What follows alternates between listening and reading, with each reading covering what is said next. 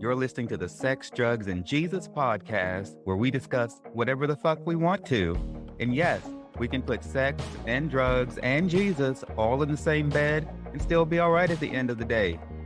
My name is Devanin, and I'll be interviewing guests from every corner of this world as we dig into topics that are too risque for the morning show, as we strive to help you understand what's really going on in your life. There is nothing off the table, and we've got a lot to talk about, so let's dive right into this episode. Hey y'all, my guest today is Stopher Cavins. This man is a Claircognizant psychic as well as an intuitive blogger. In this episode, we talk about what the fuck it means to be Claircognizant. I had never heard of that. It's a really interesting topic. We discuss whether or not everyone really possesses psychic abilities. Stopher tells us what a spirit team is, and we also talk about how to deal with death. We get into some military madness that has to do with some tomfoolery that happened to Stopher related to Don't Ask, Don't Tell, and he ended up getting kicked out of the Navy because of this bullshit. And then we wrap it all up with a scandalous love story towards the end that you won't want to miss. Take a listen.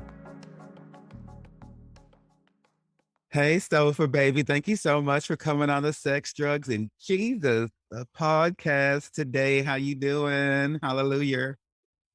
Good morning, Devanin. I am good. Thank you for having me. I'm super excited. It's a little early over here in California, but I've got my water, my coffee. I've taken my vitamins. Let's do it.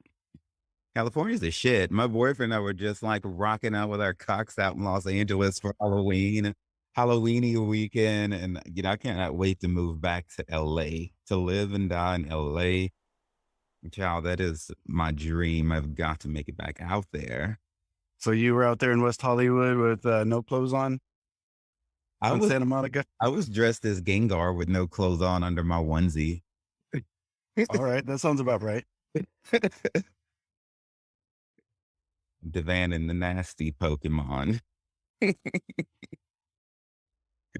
So, all right. So this conversation here is going to cover a broad range of topics in terms of the way they stand out from each other. And I'm interested to see how they all tie in. So you bill yourself as a psychic intuitive blogger. On your website, there's a term Claircognizance that I think that maybe you originated it. And I do love that term. We'll talk about the psychic stuff.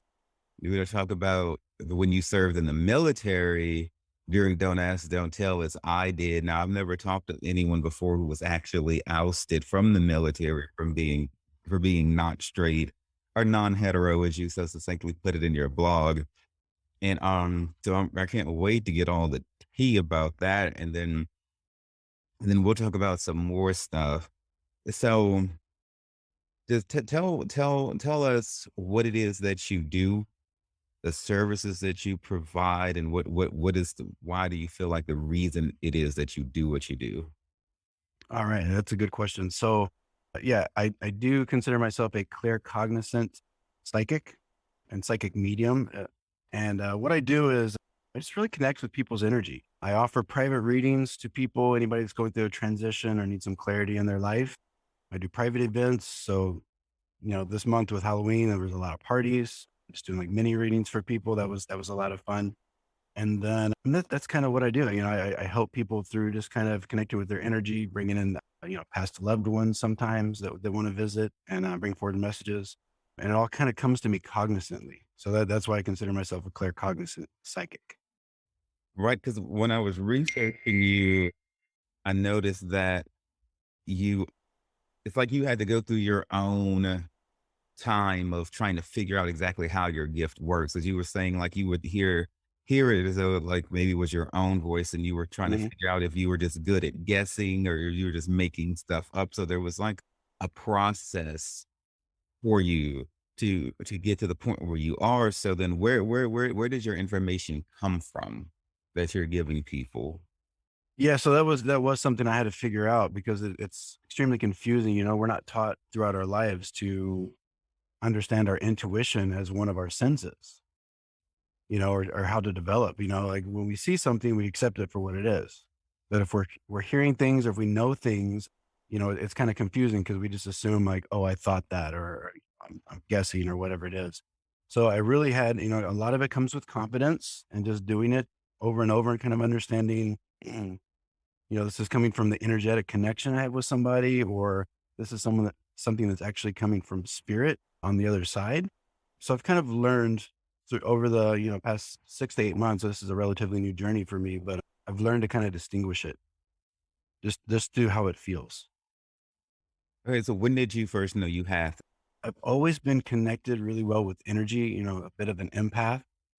So, if somebody walks into the room and they've got like, conflicted energy, or they're sad, I usually will always have been able to feel it. But it's not something I was really like, worried about developing or anything like that. But probably within the past year, I've kind of recognized that this is something that's developing. This is kind of a life purpose that's kind of taken a hold of me, and just, it's been a wild ride. It's been pretty intense. So I've really been doing this, having people like pay me for readings. This has been happening since probably about April of this year. Okay, so you said it's been intense. What's the most intense thing, or what's one of the most intense things that have happened in this vein? And intense in a good way. I mean, when I say intense, it's just like to think of where I was and where I was in life in general, and just kind of with my own healing and everything. Mhm. This is just through meditation and connecting with people, and it's really opened me up. I mean, I've dealt with, even doing stuff like this, I've got social anxiety. So meeting with people and talking in front of people and being on a podcast is something I wouldn't have done a year ago at all. So it's been intense in my own journey and connecting with others, and accepting their energy. So it's been a ride. Okay, give me an example, of course, without mentioning any names of like a strong success story that has happened since you started. I've got a friend. I met her briefly at a party through a mutual friend, and I felt that kind of good energetic connection, but we didn't speak much. But she reached out to me for a reading. She wanted to know about career, she wanted to know about love, and actually, in the past probably less than 6 months, I've given her 3 readings. So I'm kind of her spiritual advisor now, and we've developed a really interesting like relationship, just about like, a spiritual connection. And I mean, I when I connect with her, I tap into her energy. She says she can actually feel like a shift. So, I mean, that's very intimate, that connection. And so I've never had that with, people. I've never allowed that. So that's a success story for her and for myself. So I'm getting a lot out of it too. But I've helped her, with her relationship, and, strength through a surgery she just had. So it's so rewarding. Okay, so when compared to other intuitives and psychics out there, why are you different? Why would someone be more drawn to you, say, than someone else? Okay. I believe 100% that people are brought to me by spirit and energetic connection. So it's like a bigger thing at play. And I think they're brought to me specifically. So if somebody comes to me, I believe it's because I have a specific viewpoint or life experience that connects with what they need, Mhm. if that makes any sense. So I believe it's all like cosmic and karmic, and we're brought together for a reason. So it's just my own life experiences and viewpoint and ability to deliver the message they need to hear. And if I'm not the right medium or psychic for them, I trust that their spirit team is going to take them to somebody else, and I'm good with that, because it's important they get the right message. Right now, do you feel like everybody, and I've heard this said before, some most psychics and clairvoyants that I've either listened to or come across seem to believe that everyone possesses some sort of psychic intuitive ability. I'm not sure exactly to what extent I agree with that. What are your thoughts on that? Yes, Why? I believe everyone does, and I've got some friends that believe otherwise, but I believe to a degree. It's just like anything else, just like being able to draw or run or sing. We can all do it. Mhm. Some of us are going to do it a lot better than others, right? Okay, yeah. So there's different levels, but it's all intuition. I think of it as I know when I read somebody and I hit something and it seems magical. It seems like like I'm a wizard, but really for me, it's more scientific. It's more like it's energy. It's a natural connection that I've just developed. You know what I'm You saying? So it's not as it is magical, but also it just seems scientific to me. It's just like seeing and hearing. Once you develop it.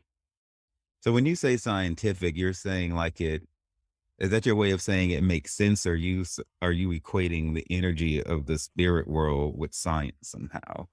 Probably more so it makes sense, and it's just kind of a natural ability that we have that we're born with as humans. It's a natural connection. So maybe just like, I don't know if you want to call it a biology or yeah. So the point is that anybody can tap into it. It's just and some of us are built a little more for accepting that because it is an energetic drain sometimes. So it's not for everybody. Just like everybody's not meant to be a doctor or whatever. Okay, so if somebody out there was curious, testing their psychic range or seeing if they, where they're going to fall on this, is there any sort of like beginner exercise that you could put forth to help somebody do a little litmus test? Or how would someone get started if they want to even potentially go down this path of developing their psychic ability? All right, good question. I started with just really, you had mentioned that you read how I was really driven by ego. So my mind was very active, telling me what things are and why things are this, and you know, quote unquote, protecting me from. So the first thing I started doing was quieting that damn voice, right, shutting that thing up. And once I did that, a lot of I could hear, the real thoughts. I could hear what my soul was saying. I could hear what I could feel other people's energy a lot clearer. So that's the first thing is quiet that ego, quiet that voice in your head, right? And there's all kinds of like psychic development classes and spirit development circles you can take online through Zoom or whatever, where it's just like practicing, kind of like just understanding how spirit works, how energy works, and then just practicing the connection. And then, of course, if they have any questions, they can just reach out to you. All your contact information will be Of in the show course. notes. And And and I'm actually starting to teach that as well. I'm working with a group of like 4 or 5 girls, so I'm kind of getting my feet wet with teaching it. go ahead and tell us your website right now. Okay, yeah, it's myfadedlife.com, and all my Instagram and Facebook are at my faded life. I love it. That's the same way I have all my shit, man. Just on one website, super simple. I You got can to go make it easy for myself. easy, just like I am. Hello. Oh, good morning. Oh, it will be a good morning and a damn good Friday. Yes, So, sir. so you mentioned spirit teams a bit ago when we were talking about, why someone would choose you or not. And I was reading through your website and you seem to believe that everyone has spirit guides, a spirit team. I'm not sure if you mentioned quite angels in this realm or Yes. not. Yeah, you did. So I am recalling correctly. So tell us what a spirit team is, why you believe everyone has one, and then we're going to talk about Auntie Deborah specifically for a Oh, while. I love me some Auntie Deborah. She's here right now. Yes, Hey, hi. Deborah. Hey, girl. How you doing this morning? She's a lot of fun. So yeah, the spirit team. So like when I sit down with somebody, even if it's implied, even if they've already like paid me to connect with them, I always ask permission to connect with them. And I ask that I can connect with their spirits, guides, angels, and ancestors. And that's very important that I ask that permission and I hear it. Because I do believe that they've got this team around them at all time. I believe we all do. Some of us have more than others. Sometimes it's family, sometimes it's just spirits that are assigned to us by our higher power. And they come and go throughout our journey for different reasons. But I feel mine. I've got 2 or 3, and I'm always learning about different family members that are coming in and out. And I learned that through my own like meditation. Then I learned it through talking to other mediums that feel them around me. So it's interesting how that works. I recently learned that my cousin that passed away, my 18-year-old cousin that passed away in an accident about a year ago, was actually involved in what I do, which is interesting to me because we weren't connected you know, that well when he was here. Do you feel like it was meant for him to depart this plane of existence at this time in order to help you? I don't want to say to help me because I think he's probably helping other people as well. But I think it was his time. What I understand from kind of connecting with him on the other side is that he understood that he was supposed to be here for a shorter period of time than, let's say, me or his dad or anybody else. So some of it, like, I understand it all to be fated. You Mhm. know, we have a certain amount of time here. We're here to learn certain lessons, and then it's time to go back to spirit and do work that way as well. Okay, so then what advice would you give to somebody who came to you, say they had like a 1-year-old child that died or someone, a 5-year-old, or, it's one of those tragic younger deaths. And, people tend to be like, why, God, did you let this happen? There's a lot of anger, there's a lot of bitterness, there's a lot of resentment directed towards heaven because of, in this plane of existence, people tend to believe and equate quality of life with length of life. Right. So what would you actually say to them if they were Uh, angry about someone dying before, in their opinion, before they should have? well, first of all, I completely understand. And I think that's why some people are brought to me because I do have a certain, like bedside manner. I think that connects with people as far as that goes. But it's really just about understanding how spirit works. And it's a hard thing to wrap your mind around, especially if we're talking about a child that died. I mean, that's like the hardest thing I can't even imagine as a parent myself. So, it's just understanding that soul is still connected with you. It's just like my auntie Deborah. I feel more connected with her now than I ever did when she was alive, because there was distance between us physically. So now I can talk to her anytime.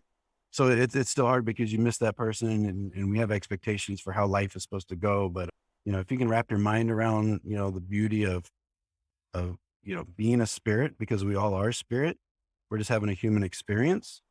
And then your loved one is still around and they're still guiding you and they're still, loving you and embracing you. Certain level of faith that has to happen there. Right, because I think about the relationships, the marriages that end when a child dies, and it gets so terrible. The parents start blaming each other and everything like that. I'm happy that you're offering like a different point of view and a perspective because I'm like the kid's dead, he's not coming back. Why kill the marriage too? You know, Right. now it's just death and loss, on both hands, rather than savaging what can be savage. So it sounds like we could stand to benefit from some spiritual maturation and growth. Always. And I've been lucky not to, um, have to, meet with, not have to, but, I'm glad that I haven't met with somebody that's going through that. I'd be happy to if they're brought to me, but I mean, that's a tough one. But when people are going through hard stuff, I try to just feel their energy and give advice based on what their energy is telling me they need. So I do provide some, useful exercises and things they can do to kind of help them.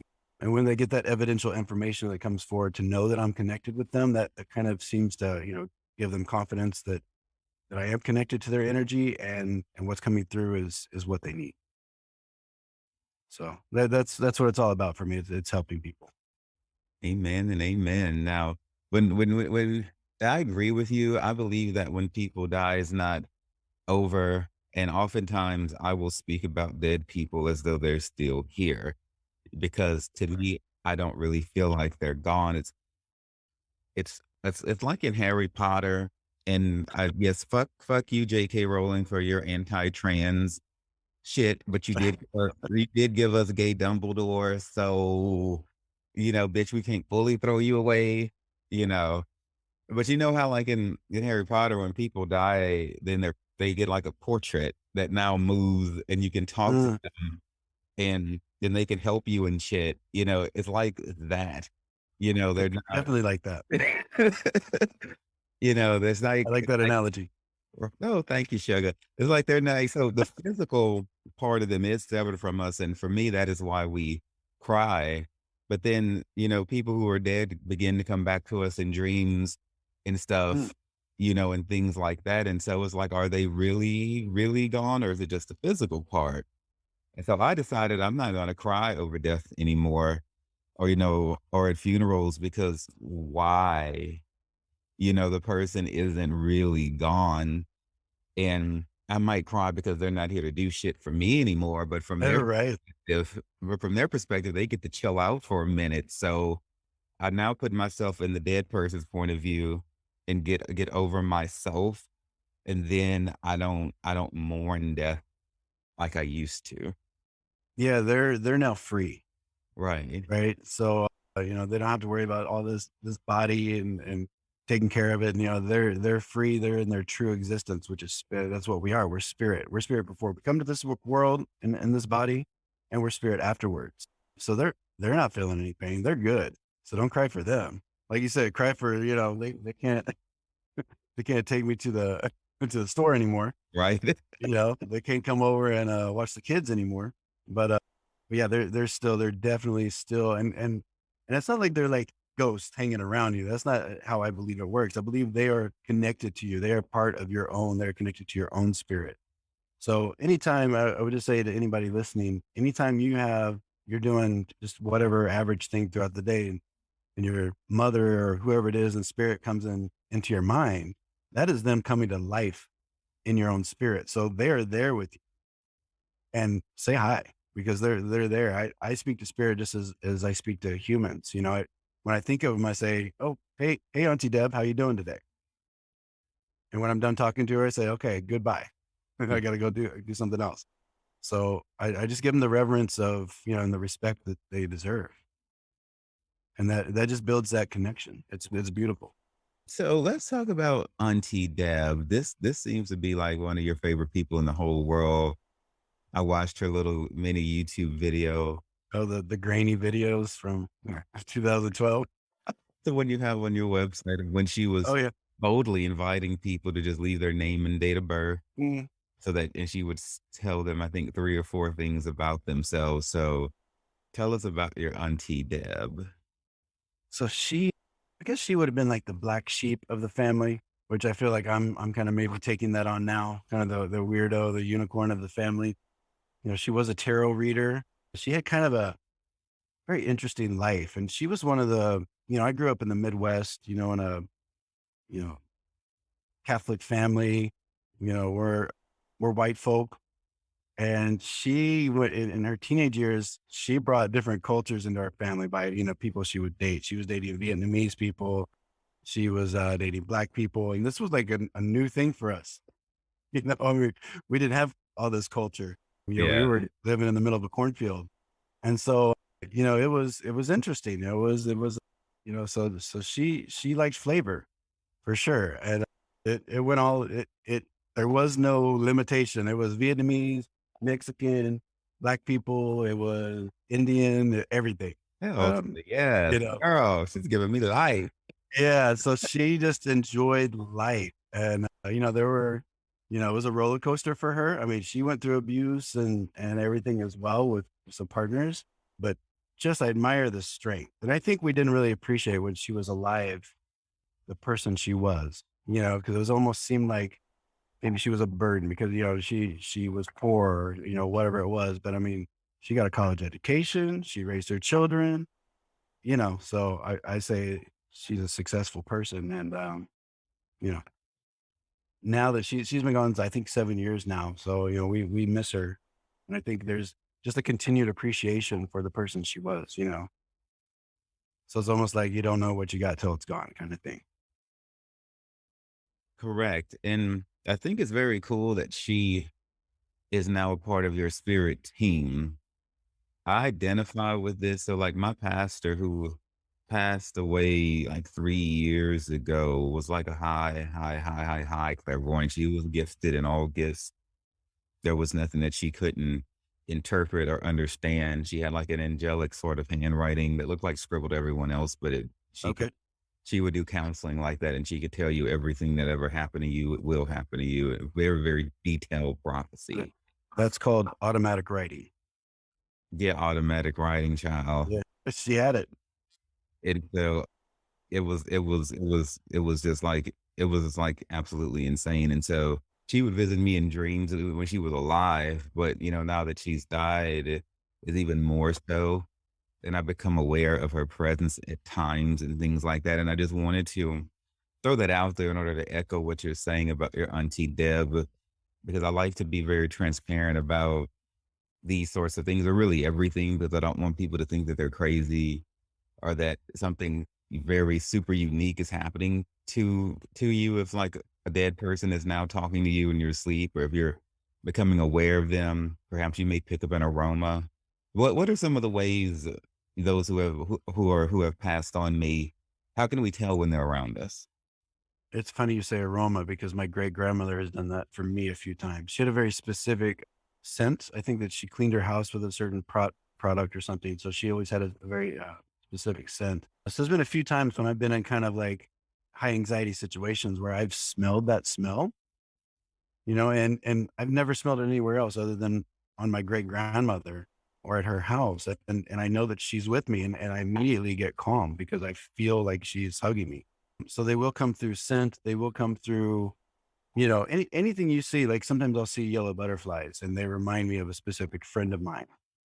So, if you see something, whatever it is, and or hear a song or something, because they speak their music as well. If it reminds you of somebody, if it takes you to a specific memory with someone, that is them speaking to you, no doubt, for sure. So anything that brings that person to your mind, that is for sure them saying hi. So it's dreams, it's music, it's smells, you know, anything that seems like a coincidence that reminds you of that person, that's what it is. Okay. Um, so then that we're going to shift gears now, because as I promised at the beginning, we were going to talk about some military things. I love having my fellow veterans on. Now, as I said, you are the first person who I know of and who I've had on the show who was actually kicked out during Don't Ask, Don't Tell. I like you served during Don't Ask, Don't Tell. I almost got kicked out a couple of times, but it wasn't for being gay because I was a badass when I All right. when I was in the military. Now you have an incredible blog that you that you've added to your website, and it reads like a confessional. It's like I was reading and I was feeling like all these weights being lifted off of you, Mhm. and things like that. And I pulled a quote from it, and I'm going to read it. It says that you say that this is a hard story to tell, and writing it for the world to see is even harder. I've been writing this for over 2 months now. Even as I sit at this laptop about to click the publish button, I am second guessing it. Truth. Talk to me about why you wrote that and why you clicked the publish button at the end of the day. Yeah, well, I knew I had to click the publish button. I mean, I wrote that for myself, and I had no, I wasn't attached to any outcome as far as like this person needs to read it or people are gonna like it or it's gonna gain traction, whatever. I just I had to write it and I had to click that publish button for myself. So I didn't care if anybody ever read it, just to get it out. And then, that's a story I'd never told any family members. I mean, this happened in, 2001, 2002, and nobody knew the story. They knew I came home. I told them I didn't want to talk about how I got kicked out, and that was it. And then I didn't even come out as a gay man until I was 25. So a couple years after. I think people assumed what happened, but I'd never told the story. They didn't know the pain I went through, the trauma that I went through. So I think that was going to be hard for me. I knew, kind of that reflection of what my family and friends would think. Is this the first time you put it in this sort of detail? Yes. I've told that story in that kind of detail to maybe two or three people. And I even had a friend that read it afterwards. She goes, you told me the story, but you didn't tell me all the, I didn't know the pain. I didn't know the like trauma and like friends, like, people stop being your friend and all that kind of thing. And then, the Navy, kind of how they handled it. I don't think I told that kind of detail to most people. And we're gonna walk through it in a detailed fashion because this is a very unique type of trauma. So if somebody serves in the military, you come out fucked up anyway. Period. Yep. Period. True. Period. And to come out in a way that is not honorable Mm. carries a sort of weight and shame and grief to it They- that is also very unique. When I almost got kicked out in the same woman, Evangelist Nelson, I was referencing earlier, my pastor, who is no longer physically with me, but very much so spiritually, she would always tell me when I was in there, like, "Van, and you don't want to get kicked out. It's going to be hard on your record and everything." It's like, that's an experience you don't want to have. She would Mhm. always tell me that because I was always getting into shit. And so, like, I got 2 Article 15s and all kinds of shit. Like, I was into some shit. All And right. so that's a unique sort of trauma, and it's very healing when people hear other people talk about things that they've gone through. Now, I've heard of people being kicked out, but a manifesto like this, what you've written here, I think is gonna be very groundbreaking for people in terms of emotional release. I hope so. Because who in the hell, else do you know that's gotten kicked out for being gay? Like, it happens, but a lot of Mm. times we're separated because we're in the military and we live a world apart. And so Right. this was for you during Operation Enduring Freedom. What year did you enlist? I saw maybe 2000, Yeah. 2001. So January of 2000. Okay, so you went in like about 6 months before I did. I went in July of 2000. Oh, okay. We were just passing through boot camp, probably Yes, and, a little bit after. so you mentioned you weren't out until 25. Okay, so you were brought up in Indiana in the Mhm. church. Tell me, what do you feel like being raised in Indiana and any kind of Catholic or church influence made you feel like you couldn't be comfortable being yourself? And I think a lot about it. The things I would hear my parents say, the things, what I would see from, my friend. I had a friend that was a little more flamboyant, and just to see what he went through, and being bullied, and I mean, this was a tough kid. I mean, this kid would fight, but I wasn't necessarily. I don't think I was as tough as him, but so I was like, I cannot go through that. So I got me a girlfriend, got me a couple girlfriends, and I went heavy into the closet because of just what I saw and what I heard, even from my own family. If there was anything that I would say that seemed a little off, they would, my uncles who were very close in age to me, they would shut it down.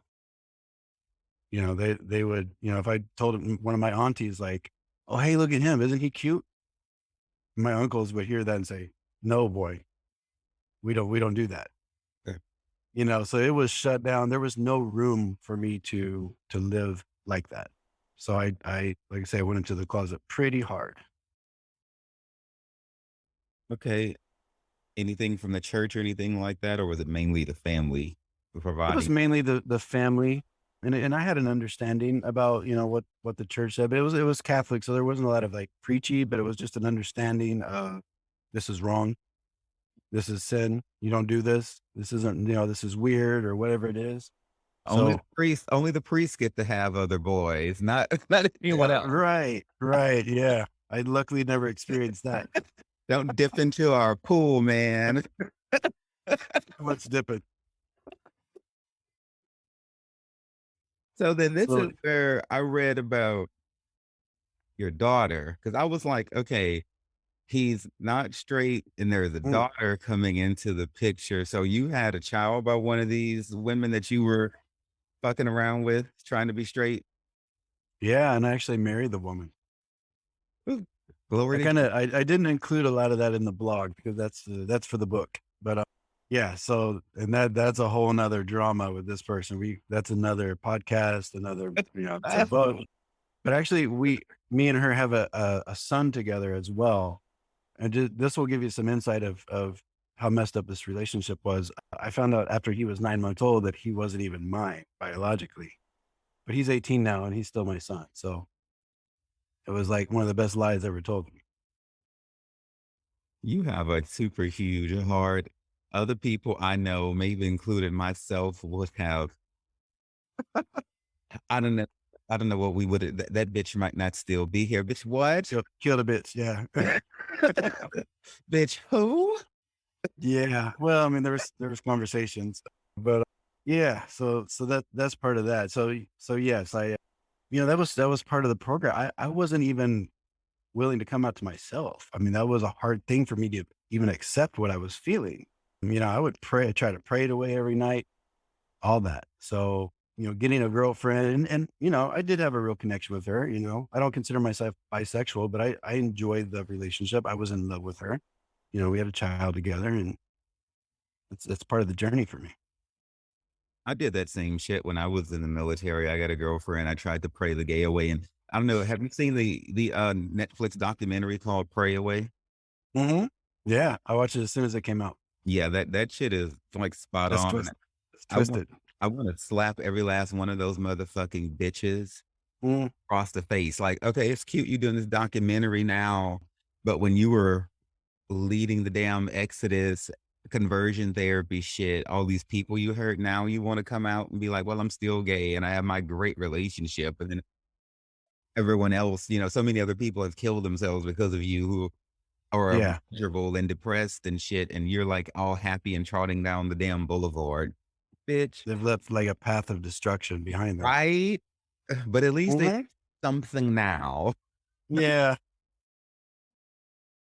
yeah, But it's still hard to take though, it's very hard to take. hard to accept.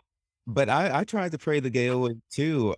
I've tried hard and fasted and all of those things, and it doesn't work. You know, the best thing Mm-mm. we can do is accept ourselves for who we are and to come in the oneness because the Lord is not going to alter your sexuality. The only thing that you can do, and when I say you, of course, I'm talking to my beautiful audience because you know this already, Stopher. We've learned this through painful experimentation with ourselves. Only thing you Oh, can do yeah. is accept yourself because you can put yourself into a state of denial and then call that a holy deliverance. but that's not Mhm. but that's not going to last long. Many guys have married women, had children, and they're like, well, I still like dick. So Yeah, you're girl, still gay. Girl, you're still gay. yeah, girl. so Yep. so but the So, but the what was the impetus for you to wanna join the military? Because I did read where you had military history in your Mhm. family, but what Right. was the crucible that like, "Okay, now I definitely need to do this."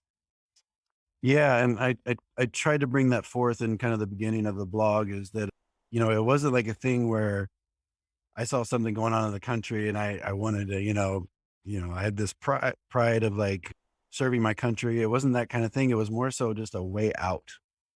It was a way out of Indiana. It was a way out of my situation. It was I feel like I was at a dead end as far as going to school and jobs. It just wasn't quite working out. So, I consulted with my uncle who was in the Navy at the time, and he told me it was great because he was kind of where I was with, wanting to get out of Indiana and see the world and all that. So, he talked me through it and helped me kind of make that decision. But it was like a last resort for me. It wasn't until later, till like I had graduated boot camp that I kind of developed pride for what I was actually doing and understanding of how I was helping my country. But yeah, it was totally selfish reasons at first. I I mean, you're not alone in that. When I was a military recruiter, I would dare say about 50% of the people that I recruited in the 3 years that I was a recruiter there in Southern California were to escape something.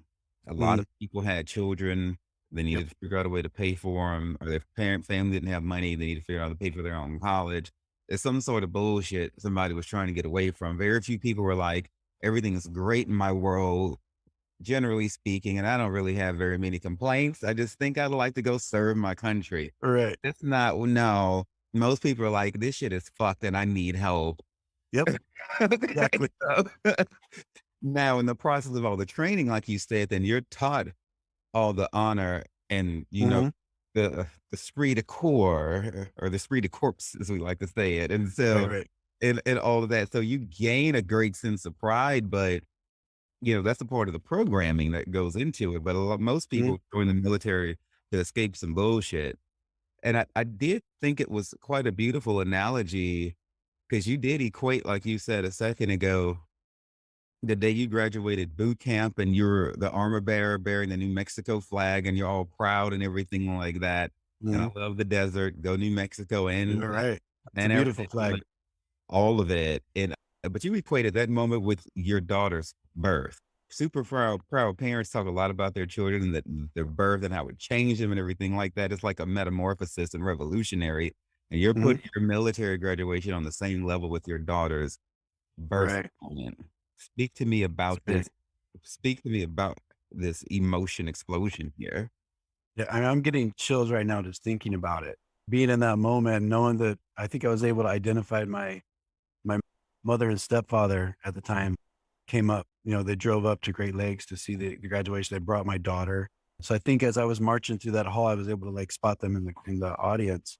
And just even seeing them, their look on their face, the way they looked at me and feeling their pride. Once again, even though my abilities weren't developed as a empath, I had that kind of connection to their energy. And that's when I knew like this is big. This is a big thing for my family. This is, they're super proud. It was like one of the first times I felt like I made them really proud. So yeah, it was just a feeling. It's hard to describe. It really is, but it feels like you're levitated. Okay, well, just don't fly away. We need you here. Yeah, yeah. No, I didn't. But it But was, yeah, it was just a good feeling. And when you're going through boot camp and you're kind of in the muck and it's stressful, you don't really realize it. And then you're at that graduation moment. It's just this culmination. You got all the emotion. You're missing people. Like it's pretty intense. The feelings that come up. right. And so I also read where you had some legal issues before you went in, and this prevented you from having a Mm, job assigned to you. So everybody, when you go to the military, usually you know what you're going to do. You're going to be a security forces person, or you're going to be an aircraft mechanic, or you're going to be a medic, or whatever. And sometimes, corpsman, or what, corpsman. So or like a medic, or corpsman. Yeah, I was in the Air Force, so we have some different terms, but right? same. But then you can go like kind of under a more general classification, you get assigned a job later. Now, the Air Force would have been like, you had a legal issue, either you get a waiver where you can get in or you Hmm. don't go in at all. Because the Air Force is like crazy picky, made my job incredibly difficult. I want to know, what did you do? What was the legal shit that you did? All right, nothing too bad. It was a lot of being at the wrong place at the wrong time. What were the charges? So me and me and a girlfriend were caught. We were in a park one night, and she had the weed. So she had a little weed, and we were smoking a little weed, and of course, a cop rolls up, and I take the weed and I throw it down under the seat like a dummy. So I get in trouble for her. So just like a little possession of marijuana. I think I had like a drunk in public a time or two. That was about it. It wasn't anything too juicy, really. I did have a situation where I may have been arrested for fleeing law enforcement, but I was not guilty of that. But I did plea to a charge. Nothing too crazy. No, nothing too juicy, but juicy enough. Yeah, Juicy right? enough. It was juicy enough to I stop didn't you getting the job you want. I didn't know you were gonna bring that up. All right. I've been to jail a few times. Yes. Yas. Honey, you never know what's gonna happen with me, baby, because I'm learning. I'm learning. oh, I've got 3 felonies myself. I've been to jail several times, and Get I it. didn't fuck with misdemeanors. I went straight from 0 Uh-huh. to 100 as I do. It's You're an overachiever. both for the good and the bad shit, apparently. At least Mhm. I'm consistent. So now we're in the Navy, and I always loved the Navy's outfits. I would lust and thirst They after that motherfucking P code. they are uniforms, sir. They are not outfits. I stand corrected. No, they are outfits. You're right. No, y'all had like what 14 different shit, outfit changes combinations. It was like Right? We did a why? lot of outfit changes. Air Force, we had like either camouflage or blue bitch, and then you like throw a coat on or not. That was it. Y'all had options. And Right, and the Navy expected gay people not to sign up. Okay.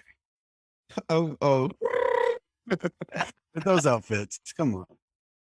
Okay, and so you're in the Navy, you're doing what you can to work up to overcome the barriers that the legal issues made to get your job. Now you're on a ship out of Philadelphia, you ship out, and this is like strong, heavy, don't ask, don't tell. Mhm, Apparently, the Navy is full of a bunch of gossiping girls because everybody wants to know who's fucking who's gay, who's mhm, not gay. mhm, And mhm. I didn't know that there was this much damn gay drama happening on an aircraft carrier or ship or wherever the fuck you're supposed to We fly. were an oiler, we were a replenishment ship, but that's neither here nor there. It was a big A lot ass of boat, drama and trauma. a lot of big ass boat out on the ocean, and I would have been thinking that everybody would have just been having all kinds of sex and orgies, 'cause that's where my mind would go if I was gonna be at sea like that with limited space, but unlimited dick. So talk to me about life on on a Navy ship, because you're not docking every day, so you're just continuous ocean, and Well, it's like in and out of port. So there are it's like there are periods where you're docked and you're kind of, it's almost like working a normal job where you get up in the morning, you work, and then you have liberty in the afternoon if you're not if you don't have duty. And you can go off into the, town, city, whatever, and enjoy yourself. For the most part, I was living on the ship. It was hard work. And when I got there, I was, bottom of the totem pole or bottom of the ladder. And that life wasn't for me. I wasn't trying to chip paint and clean walls all day that were already clean. And there was also like a cultural element. I thought, as an open-minded, person from Indiana, I was cultured, but you get to a ship where there's like all these different types of people and, just ways of life. And so that was a shock for me as well, and I think it was kind of funny. I laugh about it now, but there's a lot of Puerto Ricans on my ship because we were close to New York. And I just assumed they were Mexicans. So I'd say something about being Mexican and I almost got beat up a few times. So it was like a learning, I was scared. There was a lot to learn. ooh, a ship full of Puerto Ricanos sounds delightful to me. Oh my It was god. interesting, but it Woo! was a grind for sure. Yeah, because you were talking about working 10 to 12-hour days and everything like that. So let's get more into the drama of this all. You got your little Mhm, girlfriend for a time. Yet again, you're doing what you do to try to cover mhm. because you so staunchly want to hide who you are. But then enters a boy named Jay. So the first thing I need to Jay. was he one of these Puerto Rican boys? No, well, he Okay. was a short. Who do I say? He's still alive. A short man that I was intrigued about. Yeah, because in the writing you said that you were intrigued and you only wanted to be friends. You were like, I'm not attracted to him. But then where did this change? Because give us the story about Jay, because Jay had everything to do with your life changing. Okay, I'm gonna be very. My husband's probably gonna hear this, but with Jay, he's very short in stature, so I really just wanted to know what was going on. You mean I like was, what dick look like or what? yeah, yeah, yeah. I Okay. was I was intrigued. So I mean, the rest of it was like whatever, but yeah, I was just really curious. So that's kind of how it started for me. So, once I figured that out, it was interesting in a cool way, and then we just kind of became friends. But it was a little more than that for him. So wait, so did you just look at his dick? So he's really No, short. we did a little more than look at it, honey. So wait, so he's really short. You're like, I'm curious what dicks look like on short guys. Hey, whatever works for you. I don't give a fuck. But So were you this part is not in the blog, by the way. right, were you topping him? Were you bottoming for him? Were y'all sucking each other off? What happened? Wow. Wow, we do that here? The sex, The drugs, and sex part. Okay, okay. The you first can say time anything we you want to on this show. Every show is rated E. Not for yeah, everyone, but for explicit, you gotta be 18 and over to listen to my shit, so got it. I guess I asked for it coming on here. No, I'm good. So, the first time we hung out, we went off base, we went in the woods. We were girl, in the woods y'all's hunty, in y'all's. in New Jersey, and, yeah, I think if I'm remembering, there was some oral for both, maybe some, masturbation, and Okay. then we went back to the ship, and then there was some there were no, I mean, there weren't that many moments, but yeah. So I think I topped him once. It was Mm, more of like a he jumped on kind of thing. okay. But yeah, mostly oral and just kind of playing around. Because he was short and you mentioned you were tall. How tall are you? I'm 6'3". But he's 6'3", you're 6'3", he's like 5'2", No, he's like 5 foot. 5 foot. Damn. He's a short, but he's not like a little person. He's like whatever, but just very short. So I can imagine he would wanna hop on you. That is befitting. You could just toss him all around like a little rag doll, like he wanted you to. It Yeah, yeah. Well, I've learned a few tricks since then, but I was young. okay. So, because according to the reading, y'all only fucked around doing whatever twice. It was probably like 2 or 3 times. 2 Yeah, or 3 to times, actually, but I mean, not it was a long 3. time ago, but yeah. And then you shifted to platonic, and so it seemed like your fantasy was fulfilled. You had your Mhm. curiosity was satisfied. And Yes, then sir. you're like, all right, I got what I needed. Let's just be friends, good. And Jay was like, no, no, that dick was too good. You will not Yep. do this to me and deprive me.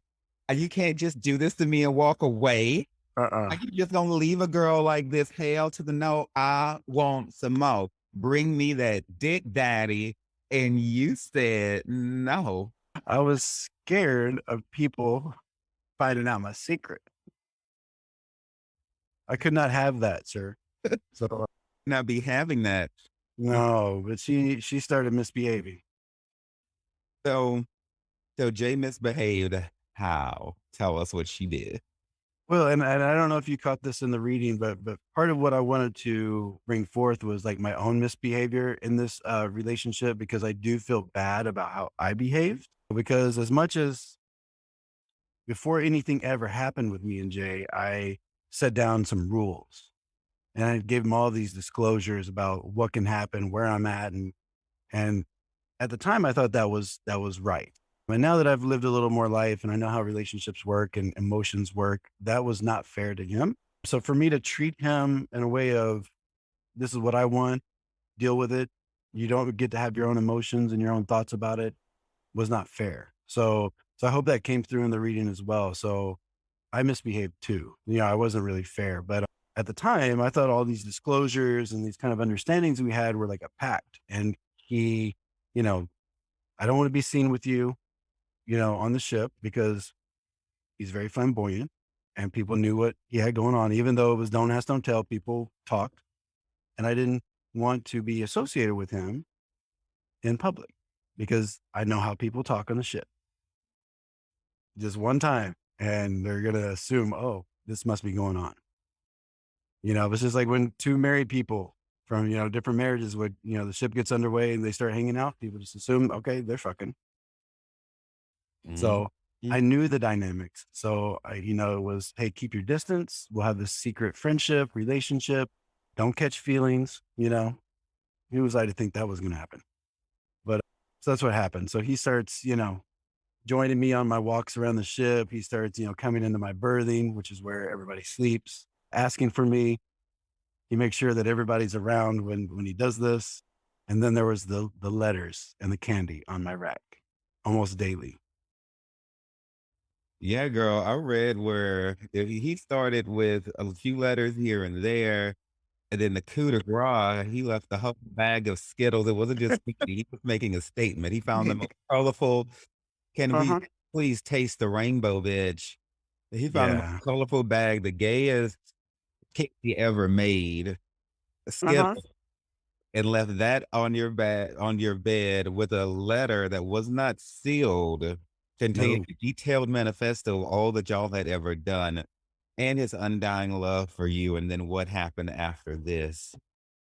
So yeah, so let me tell it like it is in the blog. So one day I came back from the mess decks, from eating lunch. And so I would go up and meet with my crew. It's like electricians and mechanics. And so, kind of a roughneck crew. And I hear a few of them, and I think they made a point to say that they knew who they were talking about. They're talking about, hey, what's going on with this? I hear about some love letters. I'm like, gay romance. And I knew I was listening to tea being spilled about me. And so I'm like, and I was like, what? What? I mean, my heart sunk, it dropped. I knew this was like, I was being outed. I knew. And so, yeah, somebody found like a love letter on somebody's rag. They're acting all like they don't know, who they're talking to. So I immediately run to my rack and I see the letter. It's out of the envelope. It's opened up. Whoever decided to read it. I mean, I don't even know if he put it in the envelope. He might have just unfolded it for everybody to see, but it was there. I knew like everybody had come by and read it, and the rumors and the information spread across the ship overnight. 600 people. Most of them I didn't know. I'd never seen before. Knew my story. Knew what I was going. Knew my secret. What did Jay have to say about all of this? Yeah. So after I composed myself, kind of processed what was going on, I got really angry. So I ran across the ship to where I knew he would be, and I just like slammed him up against the bulkhead, against the wall. And he was a little guy, so I picked him up and let him know that he had just like fucked me over. That I felt like my life was over. Like I knew things were going to change. So once again, he kind of like fell in line, told me he would stop and sorry, blah blah blah, but it didn't stop anything. It just made him go even more. It was, yeah, the more I told him to stop, the more he would tell people how much he loved me, what we were doing, what was happening. It was out of control. You better be careful what you do with that dick of yours because it could have lethal consequences. Shit. Yeah. They just There was following an, you. there was an addiction moment happening. With emphasis on the dick in The there. dick part. Yeah. Yeah. So, so at what point were you actually removed from service and how did that whole process happen? Yeah. So, just kind of fast forward, it was like weeks of basically being outed, being bullied on the ship. And keep in mind, this is during war. And we're like in the Persian Gulf. It was after 9/11. So there's all that stress and stuff going on. So it was like, I felt like I was being harassed, and Jay's friends are coming up to me and like telling me how they feel, like what a dickhead I am for doing X, Y, and Z. I mean, they're coming to me in the middle of workout. So I'd had enough. I mean, I was like, I mean, at one point I thought about jumping off the side of the ship to make it stop. I've never had those kind of thoughts. Never. And even afterwards, I've never had those kind of thoughts. So I wanted to stop. So I went to the master at arms, which is the cop on the ship, and I filed a report of harassment. And basically, what I didn't know that I know now is once you do that, that gives him the opportunity to investigate me. And so when I told him that I was getting love letters from this guy, he knew, he knew that it was a thing, it was happening. So he didn't care that I was being harassed. He just cared about figuring out if we were gay. That was his invitation to investigate if we were gay or not. And that's what he did. So his whole thing was to find out if we were gay. It all came out. I was interrogated. And then I just eventually gave in because I was tired of lying. I was tired of dealing with it. And then from there, it was a pretty quick process of going to see the executive officer, going to see the captain. I mean, they didn't even let me get out of my dress whites after captain's mast. I was put on a helo and taken to the carrier next door and then flown back to New Jersey. I mean, and then from there, it was like a 2-month process to kick me out. At any point of this, now that you're telling this and all of this has come out, did you feel any kind of sigh of relief at any point or no? I did with because once the secret came out, it was about getting control back. Um, so as much as I was out of control of the situation, telling the truth and just being done with it was a little bit of control because I just wanted it to stop. I mean, I had friends that didn't want to be my friend anymore. It was so hard, but at the same time, things were going pretty well with the Navy, and I had acquired my A school that I wanted to get the job that I wanted, and all that went away. I thought I had my life figured out. I was thinking 20 years ahead, and all of a sudden, within a few days, it all went away. So that was hard. Okay, so then I want you to speak to the aftermath because there's people who are going to be getting kicked out of the military. We don't like it. We don't want it, but the shit's going to happen because bitches are petty. And Mm. And some people don't really honestly adjust well to being to the military in the first place. But what was the aftermath life once you got back trying to rebuild your life? How did being kicked out affect you maybe with job searching, your economic status? What happened? So I got back to Indiana, and I was lucky enough to have some family help me, with like a place to stay and whatnot, kind of as a launching pad. And I took, I worked hard. I think I like submerged myself into like working. I would take like restaurant jobs. I would keep like two jobs at a time and just keep myself busy. But I mean, I was still very broken. I was still dealing with, other things from the past. And it just now it feels like a blur. But I mean, that went on for probably 8 or 9 years afterwards, till I moved to California, really in 2009. But it was just, I don't think I was happy. Yeah, like, it's a blur. I really don't remember a lot from that time. I didn't have my shit together, that's for sure. Well, traumatic times can cause us to have mental blocks. It from when I was homeless and, got HIV and everything and was a drug dealer, it took me many years before I could actually remember, Mhm. stuff that happened during that time. But, props to California, that's why I'm moving back there. Shit just gets right when you go to California. You Yeah, the sun, it's a little more, it's less conservative, which is what I need. I think moving to California was the first time that I could actually, even though I came out when I was 25, I think that would have been like 2003 or 4. Even then, living in Indiana, I couldn't really live outwardly gay and proud because I would get shot.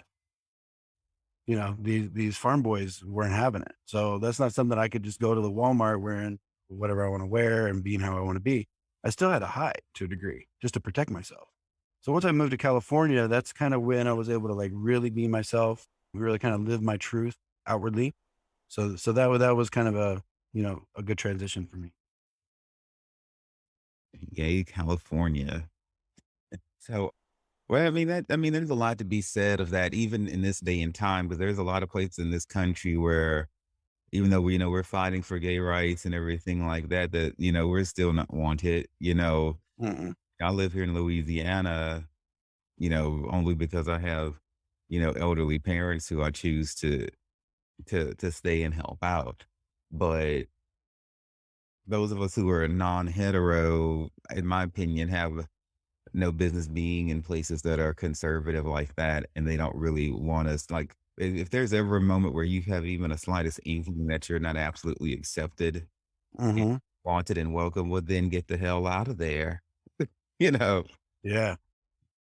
because And that that's what I did. I tell people I spent my whole young adult life trying to move out of Indiana, even though I kept going back a few times. It was a goal. I knew it wasn't where I felt right. It wasn't where I belonged. So once I moved to California, and I moved here in a relationship. The person I was with at the time was from California, and we were living in Indiana. We moved back and to move in with his family. And within 3 months of moving back, when we had sold two houses in Indiana, I left my kids.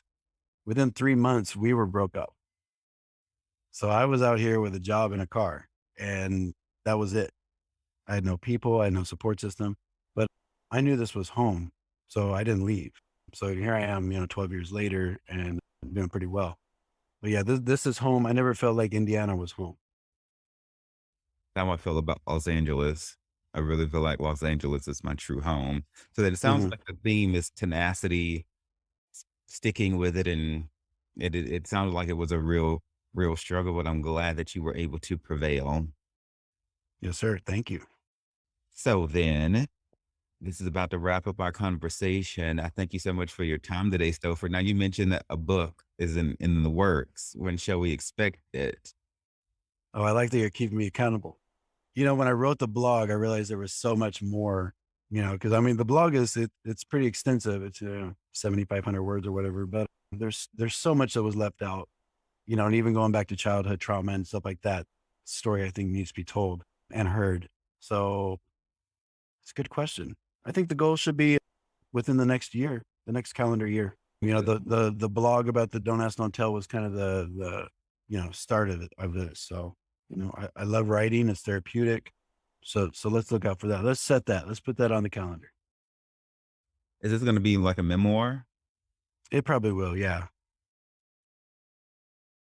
Yeah. So I don't know what I'm gonna call it. I always used to say when I was younger, I was gonna write a book called Confessions of an Underachiever. So we'll see if that fits. Mm, I think you've outdone yourself in life. I'm This getting is there. After 40 some odd years, I feel like I'm finally on my like life's purpose, man. I'm on track. Took me a while. Late bloomer. okay.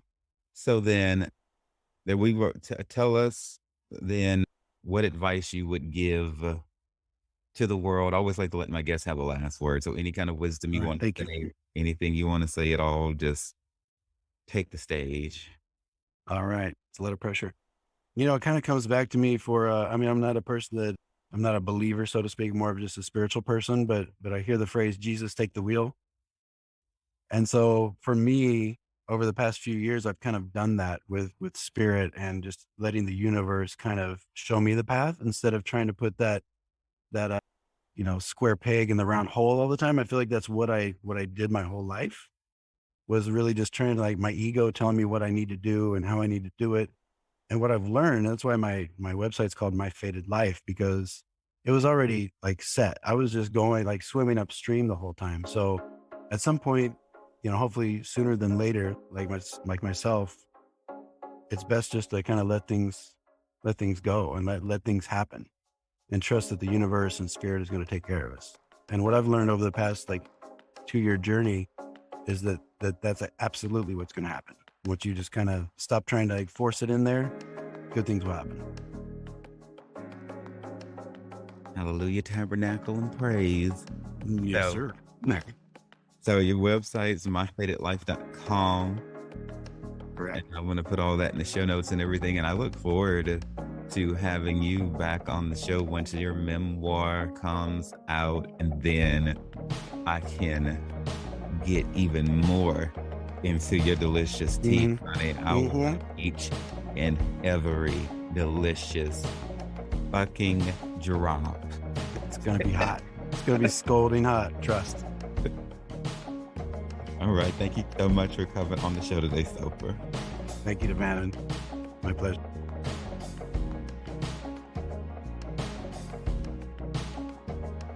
Thank you all so much for taking time to listen to the Sex, Drugs, and Jesus podcast. It really means everything to me. Look, if you love the show, you can find more information and resources at sexdrugsandjesus.com or wherever you listen to your podcasts. Feel free to reach out to me directly at Devanin at sexdrugsandjesus.com and on Twitter and Facebook as well. My name is Devanin, and it's been wonderful being your host today. And just remember that everything is going to be all right.